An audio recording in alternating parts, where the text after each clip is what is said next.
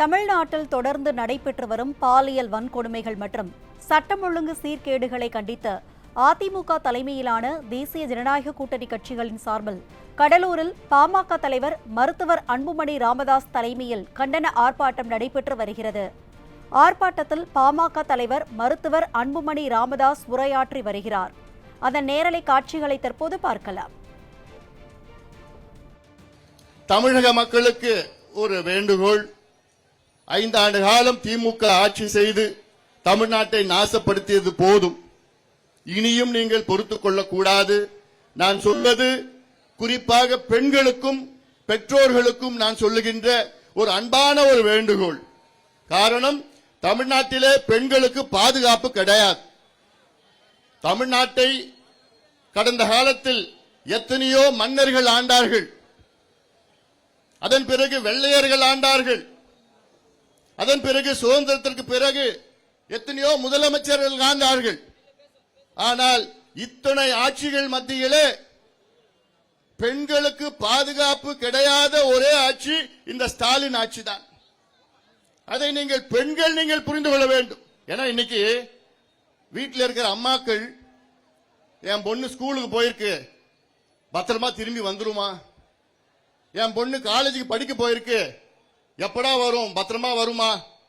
என் பொண்ணு வேலைக்கு போயிருக்கு, அது பத்திரமா திரும்பி வந்துருமா, எப்ப வரும்னு தினம் தமிழ்நாட்டில் தாய்மார்கள் வீட்டில் காத்துட்டு இருக்கிறாங்க. மடியில நெருப்பு வச்சு காத்துட்டு இருக்கிறாங்க. காரணம், இந்த தகுதி இல்லாத திறமை இல்லாத ஸ்டாலின் அவர்களுடைய ஆட்சி இங்கே நடந்து கொண்டிருக்கிறது. இது நான் ஏதோ சொல்லணும், தேர்தலுக்காக ஓட்டுக்காக நான் சொல்லணும்னு சொல்லல. எல்லாமே தரவுகள், டேட்டா வச்சுதான் நான் சொல்றேன். அதாவது ஒரு வீட்டில் ஒரு குடும்ப தலைவன் இருக்கிறான், பெரிய பணக்காரன், பெரிய பங்களா வச்சிருக்கிறான், கார் வச்சிருக்கிறான், வீடு வச்சிருக்கிறான், ஃபேக்டரி வச்சிருக்கிறான், எல்லாம் வச்சிருக்கிறான். ஆனா அவன் வீட்டு பெண்களுக்கு அவனால பாதுகாப்பு கொடுக்க முடியலன்னா அவன் வீட்டு தலைவனே கிடையாது, அவன் மனுஷனே கிடையாது. அதே போன்றுதான் தமிழ்நாட்டில் ஒரு முதலமைச்சர் இருக்கிறாரு. அந்த முதலமைச்சரால் தமிழ்நாட்டில் இருக்கின்ற பெண்களுக்கு பாதுகாப்பு கொடுக்க முடியலன்னா நீ எல்லாம் ஒரு முதலமைச்சரா? நீங்க உங்களுக்கு முதலமைச்சரா இருக்க என்ன தகுதி இருக்கு? எங்க பெண்களுக்கு உங்களால பாதுகாப்பு கொடுக்க முடியலன்னா எதுக்கு இந்த பதவி உங்களுக்கு? இதை தமிழ்நாட்டு பெண்கள் நீங்கள் புரிந்து கொள்ள வேண்டும், தெரிந்து கொள்ள வேண்டும். இந்த நிலை இதுவரைக்கும் எவ்வளவு ஆட்சிகள் பார்த்தோம். ஆனா இப்படி பெண்களுக்கு பாதுகாப்பு இல்லாத ஒரு ஆட்சி இது நாங்க பார்த்ததே கிடையாதுமா. உணர்வுபூர்வமா நான் சொல்றேன். 3 மகள்களை பெற்ற ஒரு தந்தையா நான் சொல்றேன். தயவு செய்து தமிழக மக்களை, தயவு செய்து திமுகவுக்கு மீண்டும் வாக்களிக்காதீர்கள். போதும். அவர்கள் முதலமைச்சருக்கு என்ன தமிழ்நாட்டில் நடக்குதுன்னு கூட தெரியல. ஒரு நாளைக்கு தமிழ்நாட்டில் 5 கொலைகள் நடக்குது. ஒரு நாளைக்கு. இந்த 5 ஆண்டு காலத்தில் தமிழ்நாட்டில் 7832 கொலைகள் நடந்திருக்கு.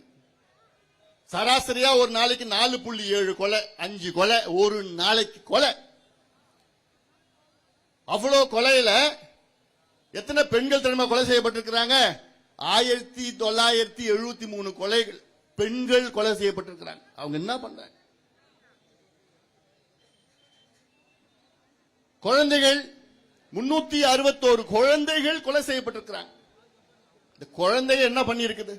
பிஞ்சு குழந்தைகள் 361 குழந்தைகள் 5 ஆண்டு காலத்தில் ஸ்டாலின் அவர்கள் ஆட்சியில் கொலை செய்யப்பட்டிருக்கின்றார்கள்.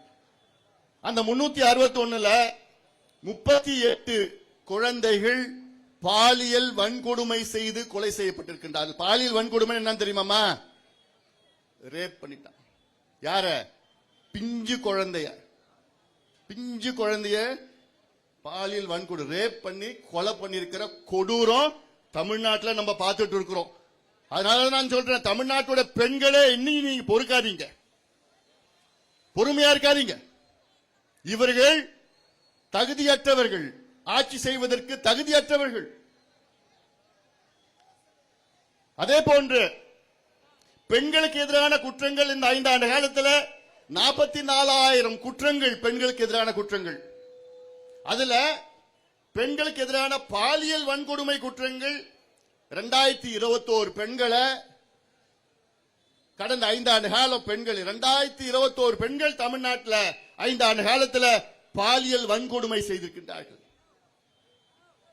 இது ஒரு ஆட்சியா? அதெல்லாம் வெட்கக்கேடியா. பெண்களுக்கு பாதுகாப்பு வழங்கலன்னா எதுக்கியா உங்களுக்கு பொறுப்பு? குழந்தைகளுக்கு எதிரான குற்றங்கள் தமிழ்நாட்டில் எவ்வளவு தெரியுமா? 5 ஆண்டு காலத்தில் 62,000 குற்றங்கள் குழந்தைகளுக்கு எதிரான குற்றங்கள். அதுல 27,000 குற்றங்கள் போஸ்கோ சட்டத்தின் வழக்குகள். போஸ்கோ சட்டம்னா என்ன? சின்ன குழந்தைகளுக்கு எதிரான சட்டம் வழக்கு. 27,000 வழக்குகள் போஸ்கோ.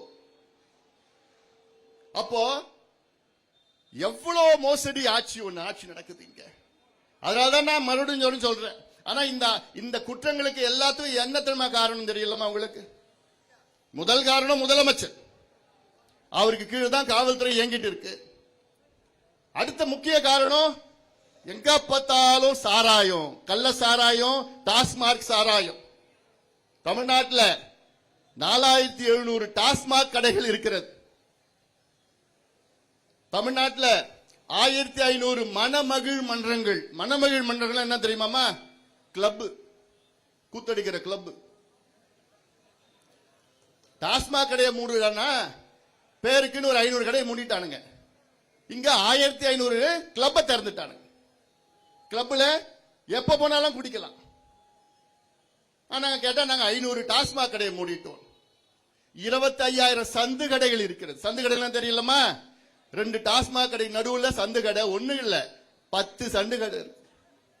தமிழ்நாட்டில் 25,000 சந்து கடை இருக்கு. சாராயம் விற்கிற, டாஸ்மாக் சரக்கு விற்கிற சந்து கடை.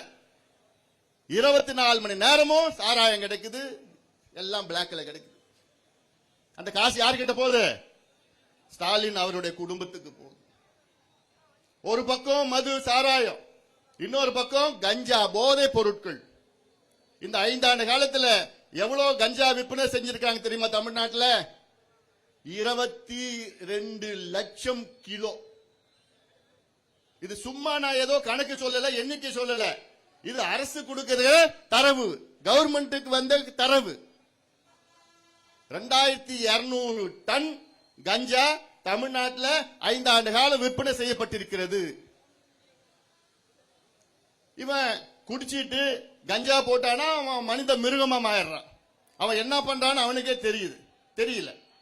இந்த சூழலை உருவாக்கியது யாரு? இந்த கேடுகெட்ட திமுக ஆட்சி, முதலமைச்சர் ஸ்டாலின் அவர்.